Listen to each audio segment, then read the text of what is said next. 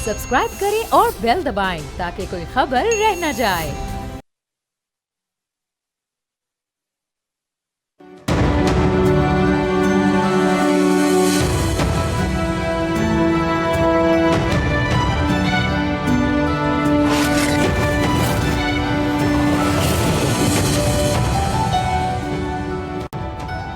अली अमीन गंडापुर की तरफ से सुनाई गई छुपन छुपाई की कहानी में झोल नुमाया रहे हैं। पार्टी के अंदर और पार्टी के बाहर से सवालात उठ रहे हैं। आज केपी असेंबली में वजीर आला ने एक और वजाहती बयान दिया है। वफादारी का यकीन दिलाने के लिए मामला कस्मों और बद्दुआओं तक चला गया है। वजीर आला ने कहा कि अगर खान से मुनाफकत करूं तो अल्लाह गर्क करे, लेकिन एक ऐसा इल्जाम है जिस पर पीटीआई के हिमायती और मुखालफिन की अक्सरियत का इत्तफाक है कि अली अमीन विकेट के दोनों तरफ खेल रहे हैं। उनको बानी चेयरमैन का एतमाद भी हासिल है और रियासत भी साथ लेकर चलना चाहते हैं। अगर ऐसा है तो फिर आए रोज हंगामा क्यों बर्पा होता है? कारकुनों को बेयारो मददगार छोड़कर सेफ पैसेज क्यों लिया जाता है? क्या इसका कोई खास मकसद है? अगर है तो वो क्या है? आप देख रहे हैं बोल आदिल अब्बासी के साथ। एक माह में दूसरी बार वजीर आला अली अमीन गंडापुर अचानक लापता हो गए और फिर घंटों बाद मंजर-ए-आम आकर मुबहम कहानी बयान की। ऐसी कहानी जो आज के डिजिटल दौर के बच्चे भी यकीन करने को तैयार नहीं, और हो सकता है उनके अपने घर वाले भी इस स्टोरी पर यकीन ना करें। यही वजह है कि तहरीक इंसाफ के सोशल मीडिया की तोपों का रुख अली अमीन गंडापुर की तरफ मुड़ चुका है। वजीर आला खैबर पख्तूनख्वा का किरदार जेर बहस है। पीटीआई के एहतजाज के रेफरेंस में वजीर आजम का अहम बयान सामने आया है। वजीर आजम ने कहा कि मेरा कौम से वादा है कि 2014 की साजिश दोबारा नहीं होने दूंगा। दिलचस्प बात यह है कि वजीर दिफा और कुछ दीगर लीगी रहनुमा खुलकर शुकूक व शुबहात का इजहार कर रहे हैं। ख्वाजा आसिफ ने यहां तक कह दिया कि बानी पीटीआई ताकतवर हलकों से ताल्लुकात को बेहतर करने के लिए अली अमीन को इस्तेमाल कर रहे हैं। मियां जावेद लतीफ इससे भी आगे गए। उनका कहना है कि अली अमीन को बचाने वाले मुताल्लिक कौम को बताया जाए कि वो बार बार किसके मेहमान बनते हैं। क्या हुकूमत भी अली अमीन की बार बार गुमशुदगी कहानी से खदशात का शिकार हो चुकी है? दूसरी तरफ आईनी तरामीम का मुसव्वदा फाइनल हो चुका है। पीपल्स पार्टी और जेयूआई इत्तफाक राय के करीब पहुंच चुके हैं। इस हवाले से नून लीग किस हद तक ऑन बोर्ड है? क्या जेयूआई को एडजस्ट करने के लिए नून लीग को कोई कीमत चुकाना पड़ सकती है? इन तमाम इशूज़ पर हम आज बात करेंगे और मेरे साथ मौजूद हैं अज़मा बुखारी साहिबा, इन्फॉर्मेशन हैं पंजाब की, और बैरिस्टर उमैर नियाज़ी साहब, member national assembly Pakistan Tehreek-e-Insaf. Minister information Punjab Azma Bukhari साहिबा मेरे साथ मौजूद हैं। बैरिस्टर उमैर नियाज़ी साहब, member national assembly Pakistan Tehreek-e-Insaf. Azma साहिबा, आई स्टार्ट विद यू। मुझे ये बताइएगा कि अब बहुत सारे सवालात करने थे, लेकिन आज फिर गंडापुर साहब ने कुछ वजाहतें दी हैं, गुस्सा निकाला है, आईजी पंजाब को कहा है, फोन छीन लिया था। ये तमाम वजाहतें जो वो दे रहे हैं, ये सब कुछ कैसे मुमकिन हुआ है? वो किस तरह निकल कर गए इधर? बहुत शुक्रिया आदिल। देखो, पंजाब से तो इसका लेना देना है नहीं, पहली बात ये। और ये हमें वजाहतें तो क्या देंगे, ये अपनी पार्टी को वजाहतें दे रहे थे। लेकिन मैंने तो पहले उस दिन प्रेस कॉन्फ्रेंस में भी कहा था कि उनके अपने लोग, जिन लोगों को वो यहाँ पर जो है वो फंसा के गए हैं, अब वो आपने बहुत सारे स्टेटमेंट्स देख लिए होंगे जो अफगान बाशिंदे पकड़े गए हैं, उनके स्टेटमेंट्स अलहदा हैं कि उनको 2,000 रुपए के ऊपर जो है वो लाया गया था और आग लगाने का ऑर्डर मिला था। इसी तरह जो पार्टी के वर्कर्स हैं, उन्होंने भी जो है वो अपना रोना पिटना किया है कि जो है वो हमें फंसा के और खुद जो है ये गाड़ी में से बाहर नहीं निकले और एसीओ के अंदर बैठे रहे, और हमें जो है वो यही था कि पेट्रोल बम जो है वो बनाने हैं और पेट्रोल आपको फराहम किया जाएगा और आगे लगानी है। तो ये जो मर्जी एक्सप्लेनेशन देते रहे हम, जो ये करने के लिए इस्लामाबाद में आए थे, जो फसाद इनको बर्पा करना था, अल्हम्दुलिल्लाह अल्लाह पाक की जात के करम से और पाकिस्तान की आवाम के ताबुन से वो सब नहीं हो सका। अच्छा, मैंने आपसे पता ये सवाल इसलिए भी पूछा अज़मा साहिबा, ये कटी पहाड़ी के पास, मोटरवे के पास, ये कहते हैं कि वहां पर पंजाब पुलिस और केपी पुलिस का एक दूसरे से आमना सामना हुआ है, कोई फायरिंग का तबादला भी हुआ है। क्या ऐसी रिपोर्ट कोई आपके पास थी? कोई मुकाबला किया है केपी पुलिस और पंजाब पुलिस ने एक दूसरे का? ये झूठ बोलने की बीमारी है उनको, और पुरानी बीमारी है, आज की नहीं है। मजे की बात यह है कि पिछली दफा भी जब ये आए थे कान्हा की पहाड़ियों में जो है वो जलसा करने के लिए, लाहौर में जब जो पहाड़ियां नहीं निकली हैं, तो उसमें भी जो है इन्होंने वो कहा कि हम पे फायरिंग हुई है। पिंडी में भी इन्होंने कहा हम पे फायरिंग हुई है, हालांकि जो झूठ था। पंजाब पुलिस को बाकायदा तौर पर चीफ मिनिस्टर साहबा की तरफ से स्टैंडिंग इंस्ट्रक्शन होती है, उनके पास बिल्कुल कोई वेपन नहीं होता। तभी तो हमेशा पुलिस वाले मार खा के आते हैं। मुझे दिखाए ना इनके कौन से लोगों को मार पड़ी है या इनके कौन से लोग जख्मी हुए हैं। शहीद तो एक पुलिस एहलकार हुआ ना इस्लामाबाद का, 25 जो है पुलिस वाले पिंडी में जो है उस दिन जख्मी हुए थे, और उसके बाद जो है बेतहाशा इन्होंने अभी इस्लामाबाद में हुए हैं। एक शहीद हुआ है, गाड़ियों को आग लगाई है, सिटी के कैमरे तोड़े हैं, मोटरसाइकिलों को आग लगाई है। ये तो ये करते हैं, यही ये करना चाहते हैं। इनका ख्याल ये था कि वो जो बांग्लादेश का इनकलाब इनको बहुत याद आ रहा है ना, उसीलिए तो निकले थे कि हम जो है वो इनको, और प्लान भी यही था कि गंडापुर साहब जो है वो लोगों को यहाँ ला के उसके बाद वो गायब हो जाएंगे और लोग जो है वो फिर चढ़ दौड़ेंगे सरकारी बिल्डिंग्स के ऊपर, और जो मौत को कोई कंट्रोल करने वाला नहीं होगा और हम कहेंगे देखें इनकलाब आ गया। वो इनकलाब नहीं आ सका जो लोगों ने रिस्पॉन्ड नहीं किया।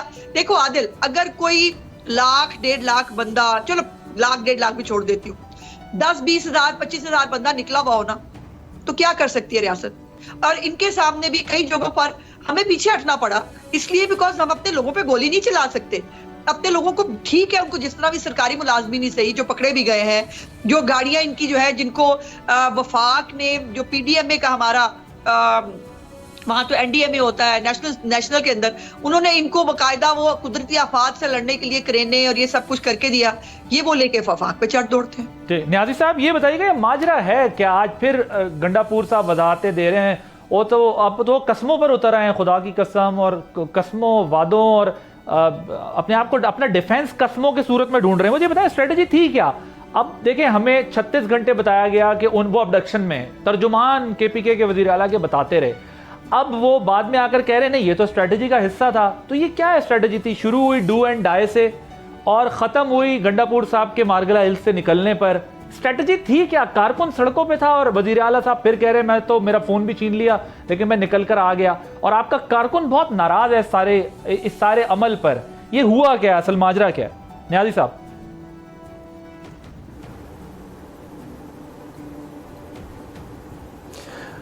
हाँ जी, थैंक यू आदिल भाई। बुनियादी तौर पे देखें, कॉल किस चीज़ की थी? कॉल थी कि डी चौक इस्लामाबाद पहुंचना है, और इमरान खान साहब की कॉल थी जिसको अली अमीन और दूसरे पार्टी ऑफिस बेरर ने ऑनर किया। और आपने देखा कि तमाम तर जिस तरह से देखें, अभी मार्च शुरू ही नहीं हुआ था, ट्विन सिटीज़ को कंटेनर लगा दिए गए, सर्विस बंद कर दी गई, मोटरवे पर जिस तरह खंदकें खोदी गई, मतलब वो किसी से छुपी नहीं हुई। ठीक है, इन तमाम तर मुश्किलात के बावजूद, चलें आप फायरिंग की एक्सचेंज कहते हैं उस चीज़ को छोड़ दें, जितनी टेयर गैस हुई, सारी मुश्किलात थी, ठीक है, उसके बावजूद जो है ना लोगों ने स्ट्रगल की, लोगों ने एक एहतजाज की, क्योंकि कॉल थी, करते करते वो इस्लामाबाद पहुंचे। क्योंकि मेन हदफ क्या था? देखें, सीएम केपीके के पास ड्यूल कैप है। देखें, एक तो वो प्रोविंस के सीएम भी हैं, साथ ही साथ देखें वो एक पॉलिटिकल वर्कर पार्टी के केपीके के हेड भी हैं, पार्टी ने उन्हें ये भी डेजिग्नेशन दिया है। ठीक है, तो वो एज बीइंग केपीके हेड अपनी एक रिस्पॉन्सिबिलिटी अदा कर रहे थे, वो अपने लोगों को वहाँ तक लेके आए। देखें, अब उन्होंने इंटेंशनली क्या नहीं किया कि वो डी चौक तक नहीं गए, आपने चाइना चौक तक उनकी आमद को देखा। उस वक्त फिर उन्होंने बेहतर समझा कि बजाय इसके कि वो बिल्कुल पुश करते हुए फौरी तौर पर डी चौक पर चले जाते जहाँ पुलिस की नफरी थी, तो ऑटोमेटिकली एक तसादुम की फ़ज़ा बननी थी। ठीक है, उसको उन्होंने अवॉइड किया और बेहतर यही समझा। आप उनकी जो फुटेजेस केपीके हाउस के अंदर की उठा के देख लें, जिसमें जो है ना वो अपने लोगों को एड्रेस कर रहे हैं जो ज़मीन पे बैठे हुए हैं, और यही बात कर रहे हैं कि अल्लाह का शुक्र है कि हमने जो जहाँ पहुँचना था हम पहुँच गए। हम आगे जिस तरह हमें चेयरमैन इमरान खान साहब इंस्ट्रक्ट करेंगे उसके अकॉर्डिंगली हम आगे चलेंगे। क्योंकि देखिए, धरने का तो मूड नहीं था, या धरने का होता, सिट इन का होता कि जी हमने पक्के अब बैठ जाना है, ठीक है, तो फिर तो डी चौक होते, वहाँ लड़ाई कर लेते, जो कर लेते, मगर ऐसा कोई ऑब्जेक्टिव नहीं था। देखें, बीइंग ए रिस्पॉन्सिबल सिटीजन, उन्होंने भी स्पेस दी एडमिनिस्ट्रेशन को कि जी मैं इधर तक रुक गया हूँ, आप भी उधर रुक जाएं। उस दौरान कोई भी डेवलपमेंट होती है उसके अकॉर्डिंगली होती है, मगर चीज़ों को एडमिनिस्ट्रेशन को उन्होंने स्पेस दी है। मैं समझता हूँ कि गवर्नमेंट की साइड पे न्याय साहब, जो एडमिनिस्ट्रेशन, क्योंकि न्याय साहब को थोड़ी डिले ऑडियो जा रही है, मैं इसलिए चाह रहा हूँ मैं सवाल रख दूं आपके सामने।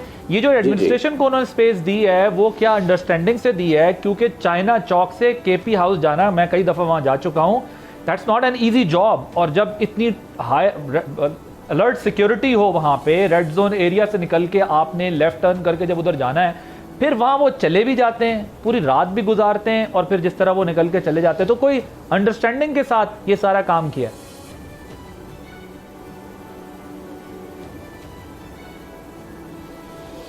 देखिए अभी एज जो मेरी अपनी रीडिंग है, देखें उन्होंने अपने एंड से स्पेस दी और स्पेस इसी एंटिसिपेशन में दी कि एडमिनिस्ट्रेशन भी कोई टेयर गैसिंग नहीं करेगी। उन्हें पता है कि हाँ जी वेल बिफोर डी चौक रुक गए हैं, कोई इस तरह का अनटुवर्ड इंसिडेंट नहीं होगा। मगर बजाय इसके कि उनका रुख होता कि किसी तरफ भाई जो है ना बात चलती, उन्होंने सीधा KPK हाउस हमला कर दिया, जिसका आज तक किसी ने सोचा ही नहीं था कि मतलब ये भी हो जाएगा इस मुल्क में। मगर मैं समझता हूँ कि ये उनकी गलतफहमी थी, ये तो होना था। जब पार्लियामान पे हमला हो सकता है तो KPK हाउस की क्या सैंक्टिटी रह जाती है।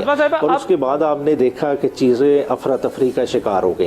और फिर मैं समझता हूँ कि खाली जिम्मेदारी अली अमीन की नहीं थी, ग्राउंड लीडरशिप को उधर जो है ना बैकअप देना चाहिए था। उन्होंने वो उस तरह से अली अमीन को बैकअप नहीं दे सके, जिसकी वजह से जो है ना एक मिसकम्युनिकेशन का गैप बिटवीन अली अमीन और वर्कर्स। तो बेसिकली आप एडमिट कर रहे हैं कि आपकी लीडरशिप ने जो है वहां पर ना पहुंचकर कारकुनान को और अली अमीन को कोई बैकअप नहीं दिया, और उसके बाद अली अमीन साहब तो KP हाउस चले गए, और लेकिन आपकी लीडरशिप ने ग्राउंड पे जो लोग डी चौक पहुंचने के 72 घंटे तक कहते रहे पहुंच गए, पहुंच रहे हैं, पहुंचने वाले, उनको बैकअप नहीं दिया। अज़मा साहिबा ये बताइएगा, फिर ये जो जावेद लतीफ़ साहब प्रेस कॉन्फ्रेंस कर रहे हैं, ये जो वज़ीर आज़म कंसर्न शो कर रहे हैं अपने, ख्वाजा आसिफ साहब कह रहे हैं कि ये एक ट्रम्प कार्ड के तौर पर इस्तेमाल हो रहे हैं बानी चेयरमैन के लिए अली अमीन साहब, इसलिए वो उन्हें कुछ नहीं कहेंगे, तो आप लोग क्या डाउट कर रहे हैं कि उनकी कहीं से सपोर्ट आ रही है? जिस तरह न्याजी साहब ने भी कहा अभी कि उनको एडमिनिस्ट्रेशन के साथ ताउन करना पड़ा वरना कोई खून खराबा ना हो।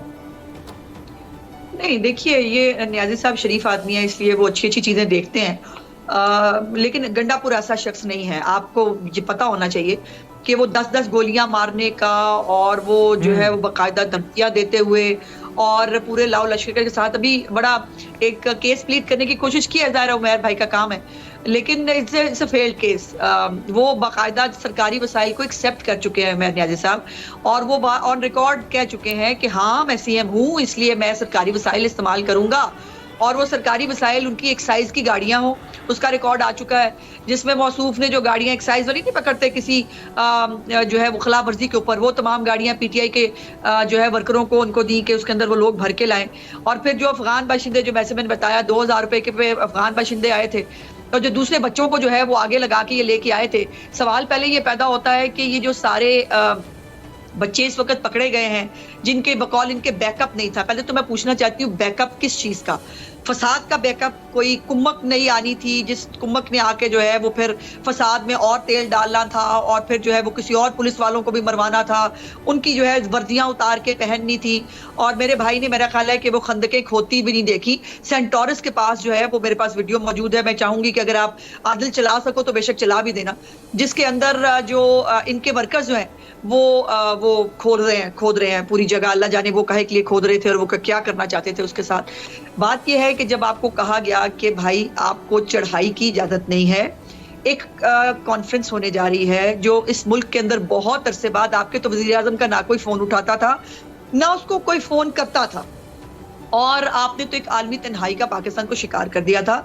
बहुत मेहनत के साथ वज़ीर आज़म पाकिस्तान जो है वो अब ये शंघाई ताउन तंजीम की जो कॉन्फ्रेंस है वो पाकिस्तान में आ रही है। नून लीग की कॉन्फ्रेंस नहीं है, वो पाकिस्तान की कॉन्फ्रेंस है। हमें उसके अंदर जो है उसको फैसिलिटेट करना चाहिए, एक माहौल अच्छा रखना चाहिए। भी आपने देखा कि परसों जो है वो बहुत अंधोनाक वाकया भी हुआ है चाइनीज जो सिटीजन्स हैं उनको फिर कराची में। तो ये सब वो चीजें हैं जो पाकिस्तान के अमन को खराब करने की कोशिश है, जो SCO को बड़ी खतरनाक बात है, क्योंकि वजीर खजाना आज ये कह रहे हैं कि वो IPP की जो रीनेगोशिएशन का सिलसिला चल रहा है शायद उससे ताल्लुक था। ये तो बड़ा एक तरह का डेंट है, बहुत अफसोसनाक वो वाकया। और डेफिनेटली जब प्राइमरली फोकस जब एहतजाज धरनों और उस तरफ चला जाए रियासत का, तो फिर इस किस्म के बड़े वाकयात का होना जाहिर है सवालिया निशानात उठाता है। नहीं देखो, अगर वो कुम्मक जो मंगानी थी, जो बैकअप लाना था PTI ने बकौल न्याजी साहब के, अगर वो कुम्मक के अंदर कोई BLA के लोग या कोई और लोग आ जाते और वो जो है वो रेड जोन में घुस के वो क्या करते, वो खुदा न खासा क्या सोच सकते हैं, मैं उस टाइप पे सोचना भी नहीं चाहती कि वो क्या करते। और यही प्लान था जो उन्होंने कहा। गंडापुर ठीक कह रहा है कि जो प्लान था उसके मुताबिक उसने वही किया। उसका काम था सिर्फ वहां पे मजमे को लजा के छोड़ देना, उसके बाद मजमे के हाल पे छोड़ देना।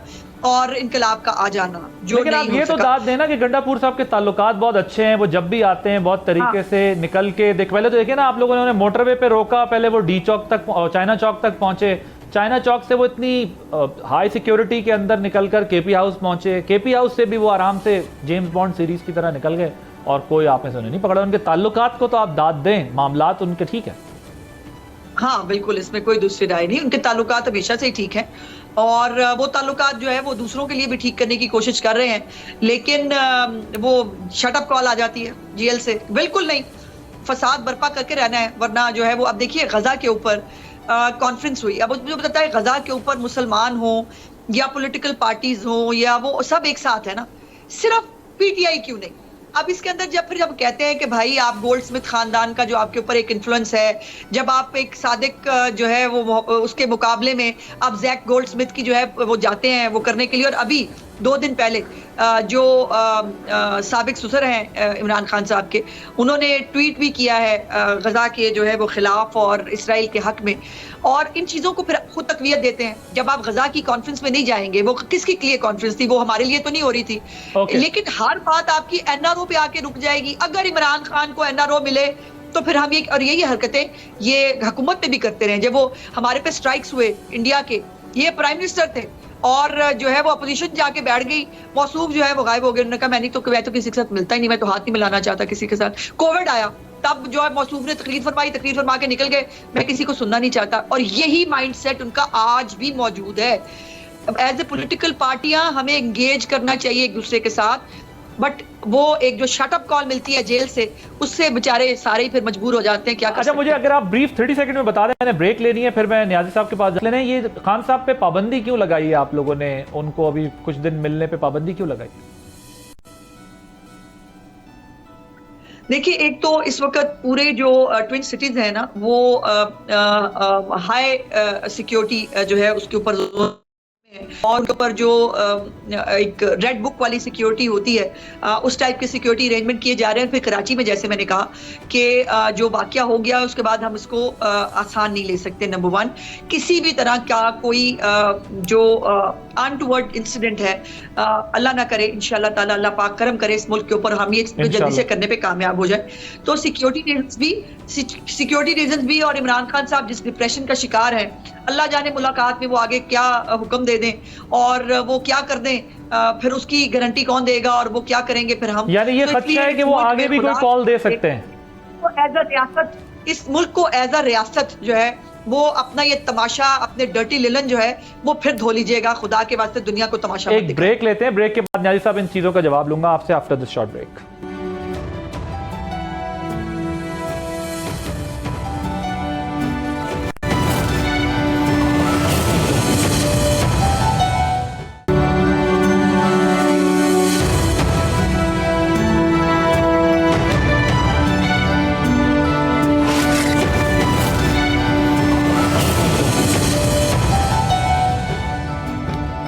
Welcome back. न्याजी साहब, आप मुझे पता है अज़मा साहिबा की बात पर रिस्पॉन्ड करना चाहेंगे, मगर ये बताइएगा, ये जो आप खुद भी एडमिट कर रहे हैं कि आपकी लीडरशिप वहां नहीं पहुंच सकी, गंडापुर साहब भी निकल गए, ये जो लीडरलेस मॉब या क्राउड होता है, तो ये तो किसी भी हद तक जा सकता है, कुछ भी कर सकता है, और फिर आपके नाकदीन जो क्रिटिक हैं आप पर, वो यही तनकीद कर रहे हैं कि आप लोगों ने इंटेंशनली ऐसा किया। और अब तो खैर इसकी एंडोर्समेंट भी मिल रही है कि प्लान यही था कि हमने जाना है और निकल जाना है, बट उस मॉब को तो किसी ने नहीं कहा कि अब आप वापस चले जाएं, या उस क्राउड को कि अब आप वापस चले जाएं, कि एक बांग्लादेश मॉडल टाइप की चीज हो जाए और फैसला हो जाए। Your take on.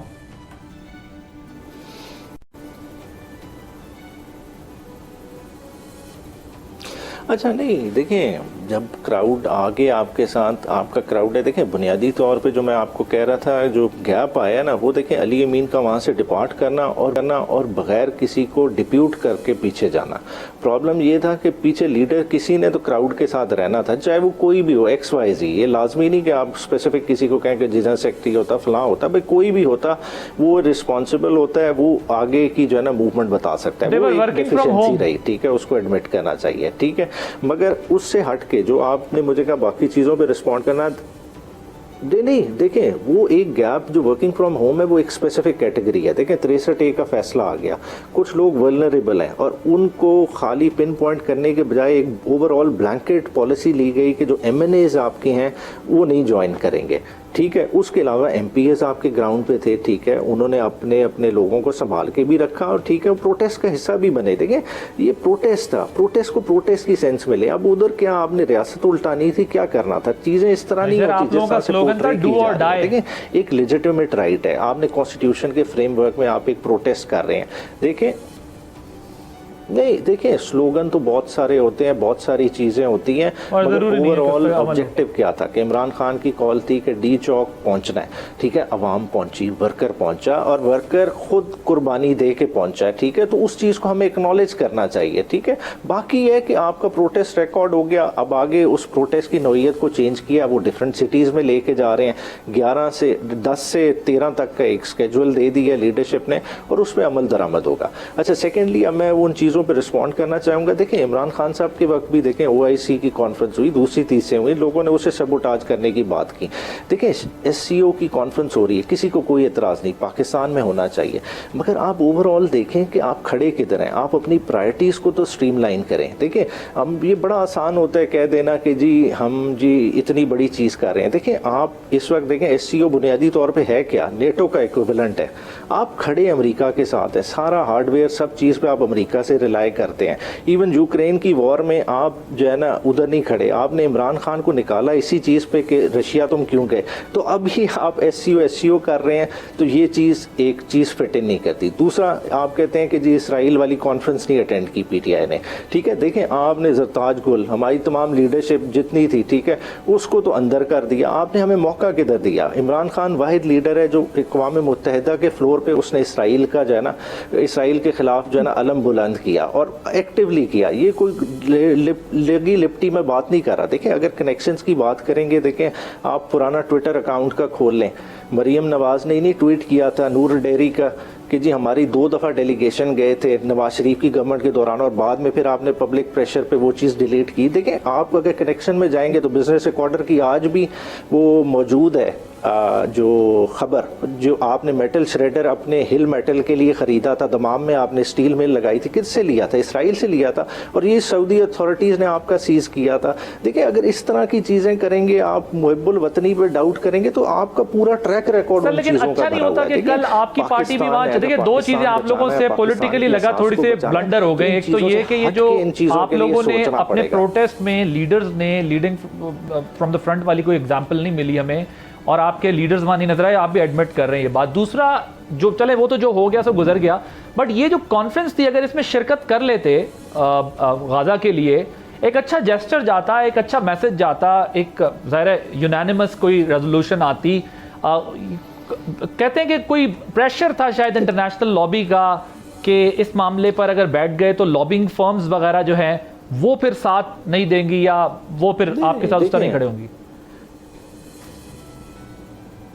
नहीं देखें इसराइल के ख़िलाफ़ हैं, इसराइल के क्यों ख़िलाफ़ हैं, इसराइल ज़ायनिज़्म में बिलीव करता है, ठीक है। देखें यहूदियों के ख़िलाफ़ होना एक और बात है। देखें हम मुसलमान हैं, हम जो है माइनॉरिटीज़ के राइट पे बिलीव करते हैं, अगर कोई क्रिश्चियन है, यहूदी है, उनके भी हकूक़ हैं, मगर ज़ायनिस्ट होना, ठीक है, और इसराइलियों का क्लेम करना कि फ़लस्तीन खाली उनका है, उस चीज़ के खुल के ख़िलाफ़ है, ओपनली ख़िलाफ़ है और सारे हर जगह पे कहने के लिए तैयार है। देखें पार्लियामेंट के फ्लोर पे भी रेजोल्यूशन आई, उस पर भी PTI ने बैक किया, हर जगह इसको जो है ना इसराइल के एग्रेशन को कंडेम करेंगे। देखें 40,000 से ज़ायद बच्चों का शहीद होना, बड़ों का शहीद होना, ये कोई आम बात नहीं है, हर किसी का उस पर दिल दुखता है, मगर इसको हम अपने पॉलिटिकल पॉइंट स्कोरिंग के लिए पॉलिटिसाइज करें, ये हो नहीं सकता। लेकिन बेहतर होता ना सब जमातों के साथ इस मामले पर अगर आप बैठते तो एक अच्छा मैसेज जाता, एक अच्छा मैसेज जाता कि हमारे डिफरेंसेस हैं, पॉलिटिकल डिफरेंसेस हैं, आइडियोलॉजिकल डिफरेंसेस हैं, हम एक दूसरे के मुखालिफ हैं, लेकिन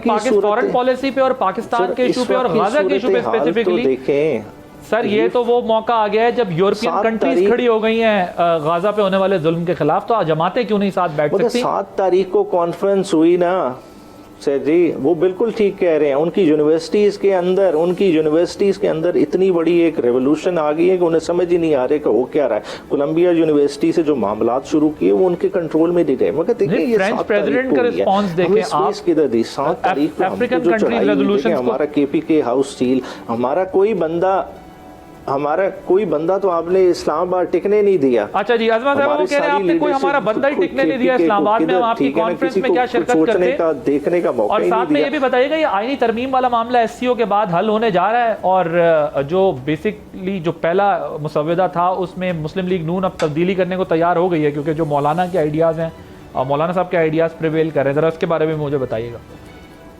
देखिए पहले तो मैं न्याजी साहब का बहुत शुक्रिया अदा करती हूँ मेरे पॉइंट को वैलिडेट करने के लिए कि इनकी सारी जो सियासत है वो अपने पे मैं, मुझे, मेरी पार्टी, फलाना, ये उसके इर्द गिर्द घूमती है। इमरान खान, ना इनको मुल्क की परवाह है, ना इनको फ़लस्तीन की कोई इशू का कोई लेना देना है, ना इनके लिए कोई मजहब कोई मैटर रखता है। ये लिदा से कोई अपना फिरका बन गया है और ये उसी के मुताबिक जो है वो करना चाहते हैं। तो ये बात पहली तो ये है कि अगर तो कॉन्स्टिट्यूशन के अंदर आपने वाकई आपने एहतजाज किए होते, आपका कोई ट्रैक रिकॉर्ड होता, जब बाहर निकलते हैं सिर्फ फसाद करते हैं।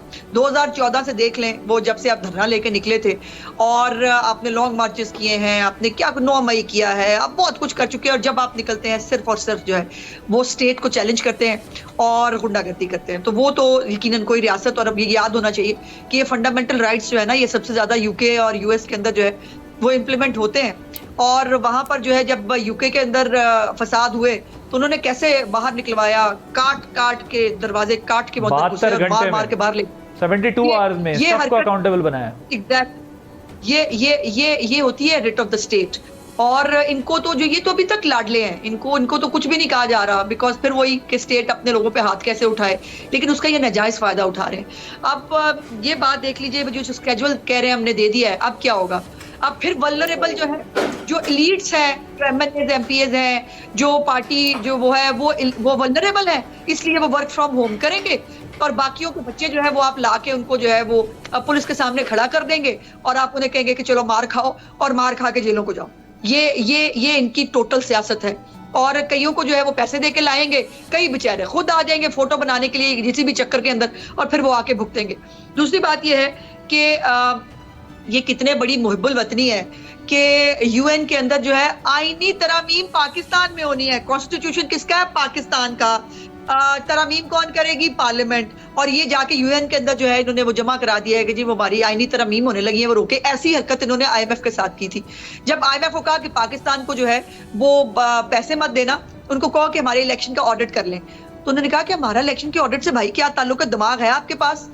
वो फोन कराए थे जो वज़ीर खजाना से, वो पहले था, उसके बाद ये किया, उसके बाद तीसरा, फिर जाकर जब वहां पे डेलीगेशन हमारे गए हुए थे और निगोशिएशन हो रही थी पाकिस्तान को श्रीलंका बनने से बचाने के लिए, तब ये वहां बैठ के जुलूस निकालने लगे कि पाकिस्तान को पैसे नहीं मिलने चाहिए। फिर कांग्रेसमैन जो है, जो इसराइल के हमायती कांग्रेसमैन है, जो पाकिस्तान के एटॉमिक प्लान के हमेशा खिलाफ रहे हैं, उन लॉबिस्ट फर्म्स को हायर करके कांग्रेसमैन से पाकिस्तान के खिलाफ रेजोल्यूशन कराते हैं। ये सारी आपकी हुबुल वतनी है, इससे ज्यादा हुबुल वतनी बहुत सारी। अजमा साहब मुझे ये बताएं, आईनी तरमीम का क्या कर रहे हैं आप लोग? एससीओ के फौरन बाद पास करवा रहे हैं, तैयारी हो गई है, मौलाना साहब ऑन बोर्ड आ गए हैं, क्या करें? मैं इस पे ऊपर कुछ सर्टनली नहीं कह सकती आदिल, क्योंकि देखो एक तो हर वक्त जो है वो निगोशिएशंस हो रही हैं, हम ऑन बोर्ड ले रहे हैं। बाय द वे मैंने सुना पीपल्स पार्टी ने शायद इनसे भी राब्ता किया, बट इन्होंने तो किसी के साथ बैठना नहीं ना, और ये फौज के अलावा किसी और से बात नहीं करना चाहते या कर नहीं सकते। तो हम तो एक कंसेंसस बिल्ड करने की कोशिश कर रहे हैं और जो भी अच्छी राय कहीं से भी आए उसको अडॉप्ट करने में कोई बुराई नहीं होती, और ये हमने हमेशा किया है। हम हमेशा सबको साथ लेके चले हैं। ये अनहोने और अकलौते हैं जो ना किसी के साथ बैठ सकते हैं, हुकूमत में हो तब भी, ऑपोजिशन में हो तब भी, तो इनका बंदा क्या ही कह सकता है। एक ब्रेक लेते हैं, ब्रेक के बाद इसका रिस्पॉन्स लेंगे न्याजी साहब से।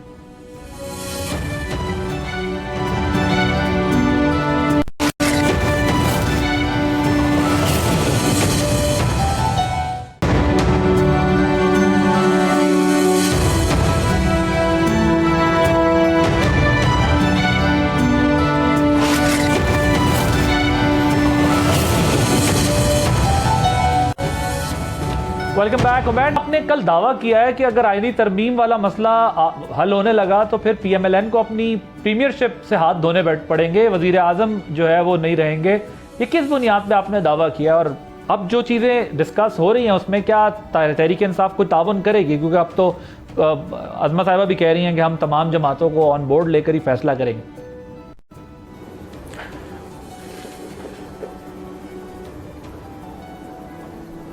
अच्छा देखें, आईनी तरमीम का मामला बड़ा सेंसिटिव मामला है। देखें, एक होती है आपकी डे टू डे लेजिस्लेशन, ठीक है, जिस तरह की भी असेंबली हो, जिस तरह के भी हमें एतराज़ात हो, फॉर्म से इसका हमने बात की, ठीक है, हमारी 85 से ज़्यादा इलेक्शन पिटिशन इस वक्त पेंडिंग है और 180 डेज़ इलेक्शन एक्ट कहता है कि उसके अंदर अंदर उनका फैसला होना है, मगर आज तक उनकी पहली हेयरिंग भी नहीं हुई। ये वाले मामला हैं। तो जब इस तरह की लेजिटिमेसी हो पार्लियामेंट की, और जिस पार्लियामान को खुद मौलाना फजल रहमान साहब ने कहा हो कि जाली पार्लियामान हो, क्या उसके पास आईनी तरमीम का इख्तियार है? तो हम तो उस फोकस के साथ चल रहे हैं। मतलब हमारा तो पहला पॉइंट ऑफ व्यू यही है कि ये ऐवान किसी तरह से कर ही नहीं सकता, क्योंकि देखें जो आप तरमीम, लेकिन मैं आपको बताऊं, हम मौलाना फजल रहमान साहब से मिले थे और मौलाना साहब की जो गुफ्तगू थी उसमें हम तमाम सहाफियों का ये कंसेंसस था कि मौलाना साहब आईनी तरमीम को न सिर्फ पास करवाना चाहते हैं बल्कि दोनों साइड्स को, यानी आपको और गवर्नमेंट को भी साथ चलाना चाहते हैं, और कुछ अपनी जो उनकी डिमांड्स हैं, कुछ चीज़ों पे जो उनकी रिजर्वेशंस हैं वो दूर हो जाएं, तो वो आईनी तरमीम को पास कराना चाहते हैं। मैंने ट्वीट भी किया था इस बारे में, और मौलाना साहब ने उसके बाद फिर ये बयान दिया कि पार्लियामान जाली है जो आप बात कर रहे हैं, लेकिन फिर अब मौलाना साहब जो है इत्तलात हैं कि उनके साथ ऑन बोर्ड आ रहे हैं इस मामले के ऊपर। लेकिन बेसिकली मौलाना साहब का आईनी तरमीम पर कॉन्सेप्ट ये क्लियर है, पास करानी है कुछ कंडीशंस के साथ। हाँ जी, कि कल उन्होंने सर्कुलेट भी किया। ठीक कह रहे हैं आप, बिल्कुल ठीक कह रहे हैं। और कल जो मेरी इतलात है, कल उन्होंने शायद अपने एंड की तरमीम पेश भी करनी है। मगर देखें, इस सारी तरमीम के लिए देखें ये कोई उस तरह से कहें कि वो पॉपुलर डिमांड नहीं है कि पब्लिक की डिमांड हो कि इस वक्त आईनी तरमीम चाहिए। ये पैकेज कहीं और से आया है। वो पैकेज मुसल्लत किया गया है जिसकी कॉस्ट पे करनी है मुस्लिम लीग नून और पीपल्स पार्टी ने, और हर किसी ने अपने अपने हिस्से की कुर्बानी। किस कुर्बानी में मौलाना साहब को मना सकेंगे ये तो इन्हें पता होगा। मगर देखें इन्हें बड़ी अपने देखें, आपने ऑलरेडी पहले वादे कुछ किए हुए हैं, वो वादे वफा नहीं हुए, नाराजगियां पुरानी चलती आ रही हैं। अगर आपने पुरानी PDM को बहाल करना है तो आपको तो कुर्बानियां पूरी देनी पड़ेंगी, और वो उसके लिए आप देखें ये किस हद तक तैयार होते हैं। मगर देखें, उससे हट के जो चीज़ देखने वाली है, ये कुर्बानियाँ दे भी दें, सारी देखें, एडजस्टमेंट कर लेते हैं, कोई किसी तरफ की गवर्नमेंट दे देते हैं, कोई पोजीशन एब्डिकेट करते हैं, कुर्बानी दे के एक आईनी तरमीम करा भी लेंगे। क्या वो आईनी तरमीम टेस्ट विदस्टैंड कर सकेगी जुडिशरी का? देखें, आईनी तरमीम ने चैलेंज तो होना है। आपको पता है आज KPK में भी पिटिशन फाइल हुई थी, उस पर नोटिस हो गया 27A का अटॉर्नी जनरल को। देखें, ये एक हम इस पॉइंट को मिस कर रहे हैं। देखें, हर कॉन्स्टिट्यूशन में कुछ इनबिल्ड लिमिटेशंस होती हैं। अब हमारे कॉन्स्टिट्यूशन की लिमिटेशन क्या है कि इंडिपेंडेंस ऑफ जुडिशरी के प्रिंसिपल को हम रिकग्नाइज करते हैं। वो इंडिपेंडेंस ऑफ जुडिशरी का प्रिंसिपल किसी भी पार्लियामेंट की पावर के ताबे नहीं है। आप कहें कि जी पार्लियामेंट इंडिपेंडेंस ऑफ जुडिशरी में इंक्रोच अपॉन कर सकती है, तो ऐसा नहीं है। लेकिन आप अपने दावे में कायम है कि मुस्लिम लीग नून को वज़ारत उज़्मा खोलनी पड़ेगी अगर मंजूर हो जाती है, स्ट्राइक डाउन कर सकती है। देखिए, मेन नुकसान मुस्लिम लीग नून का होगा, क्योंकि देखें ये ऐसे नहीं इनसे उठा के जॉब उठा के। अज़मा साहब, आप मुझे ये बताएं, वो कह रहे हैं मेन नुकसान आपका होगा, आप तरमीम तो पास करा लेंगे, लेकिन आगे क्या होगा? आपकी हुकूमत खतरे में चली जाएगी, जनरेट कर कॉम्प्रोमाइज करने पड़ेंगे, PDM की एक कॉस्ट है जो आपको पे करनी पड़ेगी। देखिए, मैंने उमैर भाई को कल भी मशवरा दिया था, आज भी मुफ्त मशवरा दे रही हूँ कि हमारी फिक्र छोड़ें, अपनी चीफ मिनिस्ट्री बचा लें अगर बच सकती है तो। जो चीफ मिनिस्टर सरकारी वसाइल इस्तेमाल करके बार बार आके जो है वो 2-2 हज़ार रुपये का इनकलाब लेके आता है अफगान बाशिंदों को आगे लगा के, और जो वो जिस तरह से जो वो ज़बान इस्तेमाल करता है, जो वो खैबर पख्तूनख्वा के लोगों को जो है वो उसने मरने के लिए अकेला छोड़ा हुआ है, तो वो आप अपनी चीफ मिनिस्ट्री की फिक्र करें। गवर्नर राज का खतरा है जो है वो अपना देख लेंगे। और दूसरी बात, नहीं कत्तन नहीं, ये इनका, ये आपको पता है इनके कॉन्स्पिरेसी। आजकल देखिए, खाली दिमाग शैतान का घर होता है ना, तो आजकल वेले बैठ के वो मतलब कॉन्स्पिरेसी थ्योरी अभी बस सोचते रहते हैं। वो जैसे वो एक लतीफ़ा है, वो पता नहीं क्या मैं एक पहले वो अंडा लूंगा, फिर वो मुर्गी बनेगी, फिर पता नहीं क्या होगा। तो इस तरह ये बेचारे सोचते रहते हैं शेख चिड़ियों की तरह। तो वो उससे कोई फर्क नहीं पड़ता, अगर क्या कर सकते हैं तो नथिंग लाइक इट, क्या फर्क पड़ता है। लेकिन बात ये है कि ये जो खतरा कैसे था ये तो समझाएं। नहीं, वो चीफ मिनिस्टर बाद नहीं आ रहा ना, वो बार बार वफाक पे हमले करने और बगावत करने और गोलियां मरवाने के लिए आ रहा है। ये तो नहीं हो सकता ना, आप एक सूबे को वफाक के सामने खड़ा नहीं कर सकते और दो सूबों को आपस में नहीं लड़वा सकते। तो वो जिस एजेंडे पे बेचारा चला हुआ है, और पता नहीं वो इमरान खान के साथ मुलाकात तो जिस दिन होगी उस दिन वो बचता है कि नहीं, तो अल्लाह जाने इनका क्या होगा। लेकिन दो बातें मैंने जरूर रिस्पॉन्ड करनी है। पहली तो बात यह है कि जिन इलेक्शन ट्रिब्यूनल्स का रोना रो रहे हैं, मैं न्याजी साहब, हमारे न्याजी साहब को याद होना चाहिए कि उन इलेक्शन ट्रिब्यूनल्स के जो है वो उसके खिलाफ जो है वो आप ही बार बार कोर्टों में जाते हैं। और जो ये कासिम सूरी साहब है ना, वो 4.5 साल पैरों के अंगूठों के साथ डिप्टी स्पीकर नेशनल असेंबली रहे हैं इमरान खान के। और वो जो आरटीएस खुद बिठा के आए थे ना, वो तो ये बात किया ही ना करें। दूसरी बात ये है कि जाली जो बात की ना मैंडेट की, तो उसमें जाली मैंडेट तो जो मौलाना फजल रहमान का जो है वो चोरी हुआ है, वो तो केपीके से हुआ है। तो जाली मैंडेट पे तो ये बैठे। और फिर दूसरा, आखिरी मैंने कई दफा हाथ देख से सवाल पूछा, मुझे कोई जवाब नहीं देता। अगर हुमायूं न्याज़ी साहब दे दें तो बहुत मेहरबानी होगी कि जो गौहर, जो ये उमर अयूब साहब है, जो इनके एक्स जनरल सेक्रेटरी हैं और अब मेरा ख्याल है कौमी असेंबली में उनके पास होता है, वो फॉर्म 45 पे आया है कि 47 पे, और वो जो उन्होंने अपने इलेक्शन जो है वो उसके ऊपर स्टे लिया हुआ है, उसके बारे में इनका क्या ख्याल? जी न्याज़ी साहब 1 minute, I have to close the show.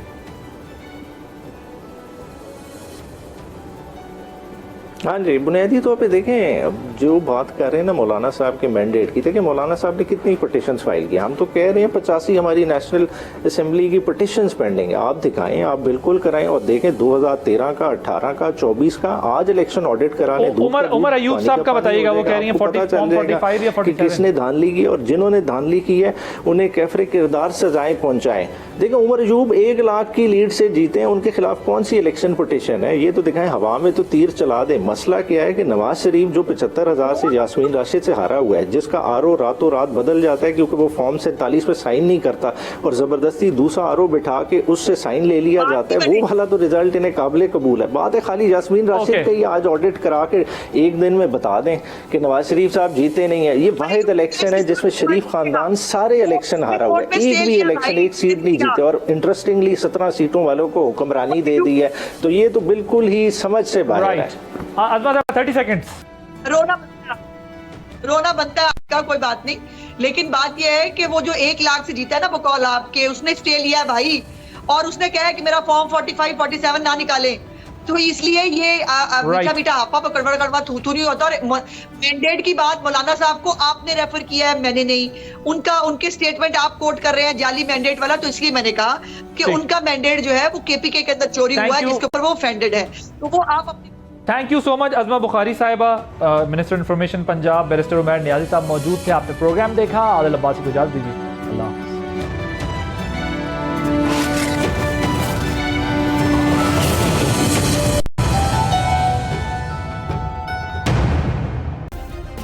Subscribe करें और बेल दबाएं ताकि कोई खबर रह न जाए।